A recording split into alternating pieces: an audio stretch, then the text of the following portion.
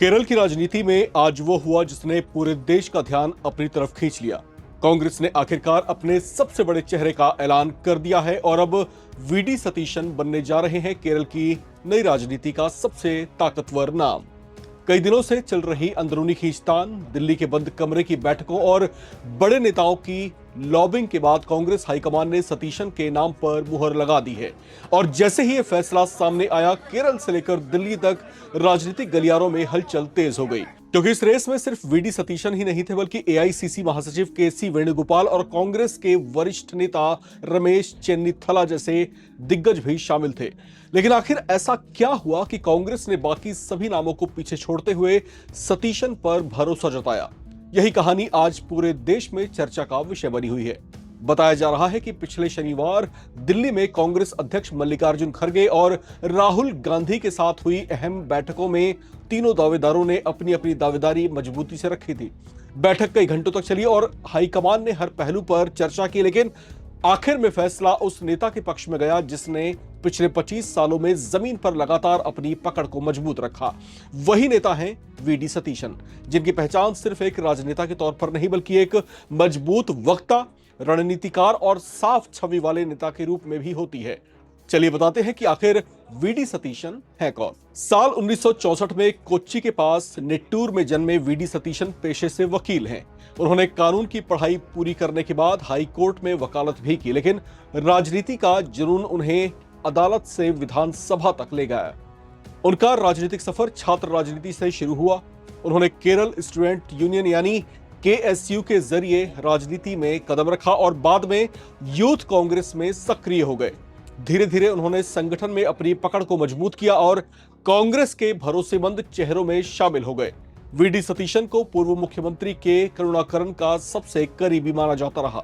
यही वजह है कि कांग्रेस संगठन में उनकी पहचान शुरू से एक अनुशासित और जमीनी नेता के रूप में रही, लेकिन उनका सफर आसान नहीं था। 1990 के दशक के मध्य में उन्होंने पहली बार चुनावी मैदान में कदम रखा, लेकिन उन्हें हार का सामना करना पड़ा। कई लोग मान रहे थे कि उनका राजनीतिक करियर शायद यही खत्म हो जाएगा, लेकिन सतीशन ने हार नहीं मानी। उन्होंने लगातार जनता के बीच काम किया और फिर साल 2001 में परवूर विधानसभा सीट से पहली बार जीत दर्ज की। इसके बाद जो सिलसिला शुरू हुआ वो आज तक टूटा नहीं। 2001, 2006, 2011, 2016, 2021 और अब 2026 यानी लगातार 6 बार विधायक बनकर वीडी सतीशन ने साबित कर दिया कि परवूर की जनता उन्हें सिर्फ नेता नहीं बल्कि अपना सबसे भरोसेमंद प्रतिनिधि भी मानती है। 2026 के चुनाव में भी उन्होंने बड़ी जीत दर्ज की।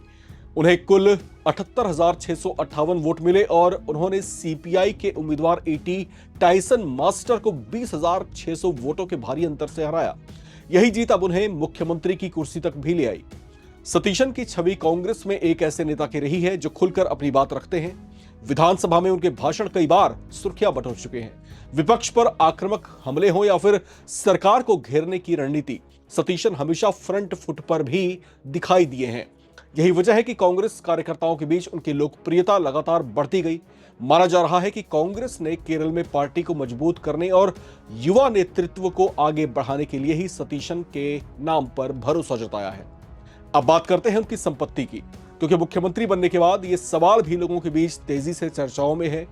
2026 के विधानसभा चुनाव के दौरान दाखिल हलफनामे के मुताबिक वीडी सतीशन और उनकी पत्नी की कुल संपत्ति करीब 6 करोड़ 70 लाख रुपए के आसपास है। सतीशन के पास 53,82,000 रुपए और उनकी पत्नी के पास 68,45,000 रुपए की चल संपत्ति है। उनके पास 2 करोड़ 42 लाख रुपए की जमीन और मकान भी हैं, जबकि उनकी पत्नी के नाम पर 1 करोड़ 85 लाख रुपए की अचल संपत्तियां दर्ज हैं। उनकी बेटी की बात करें तो उनकी बेटी के नाम से एक 9,61,000 रुपए की कार भी है।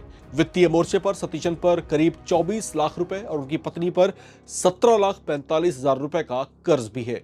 पेशे से वकील रहे सतीशन की आय का बड़ा हिस्सा कानूनी पेशे और निवेश से भी जुड़ा हुआ बताया जाता है। लेकिन अब असली चुनौती शुरू होने वाली है, क्योंकि मुख्यमंत्री की कुर्सी सिर्फ ताकत नहीं देती बल्कि जिम्मेदारियां भी कई गुना बढ़ा देती है। केरल की राजनीति हमेशा से बेहद संवेदनशील और मुकाबले वाली रही है। यहां हर फैसला जनता की नजर में रहता है। ऐसे में पूरा देश ये देखना चाहता है कि क्या वीडी सतीशन कांग्रेस को केरल में नई मजबूती दे पाएंगे?